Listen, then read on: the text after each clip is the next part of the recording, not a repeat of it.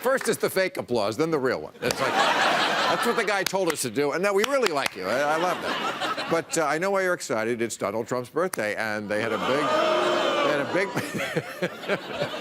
big party, cake, singing, candles, and then they played their favorite game, pin the blame on the Mexicans. And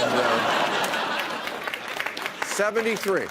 73 he is, and remarkable after all these years, still a natural blonde. 73, and this week went after Biden on age. He said Biden looks different than he used to, implying Biden has had work done. And let me tell you something, with 23 candidates in the Democratic race, last thing the Democrats need is a new face. But the president did not get good poll numbers for his birthday. His kind of tanking there. I may explain why they're moving up the war in Iran. Have you seen that? Yeah, 2 oil tankers were attacked in the Gulf, and Donald Trump said he is ready to point names and blame fingers.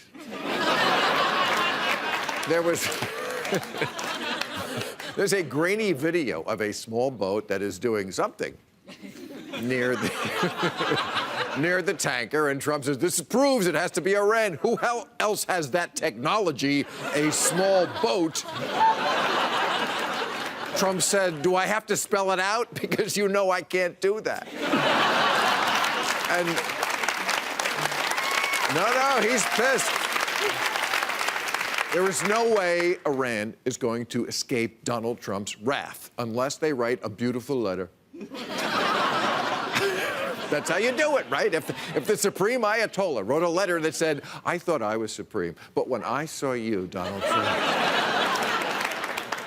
But it is a little murky who attacked who, what happened. We first said it was a mine, but then the tanker's crew said it was a flying object.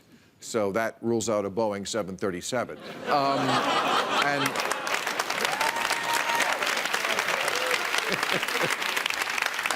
And we've ruled out Saudi Arabia because it wasn't stabbed to death. So we don't know what happened exactly. Now,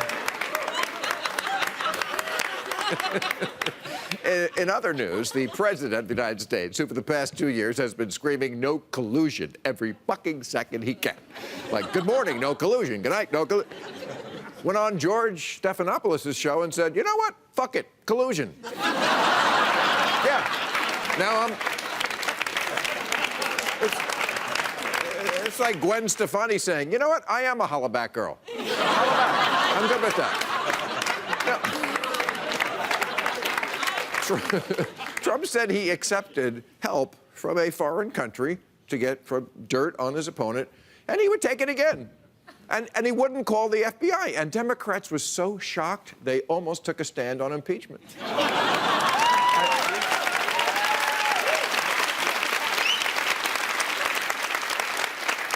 George Stephanopoulos was pretty shocked. He said, I have never witnessed a bigger stain on the Oval Office, and I worked for Clinton.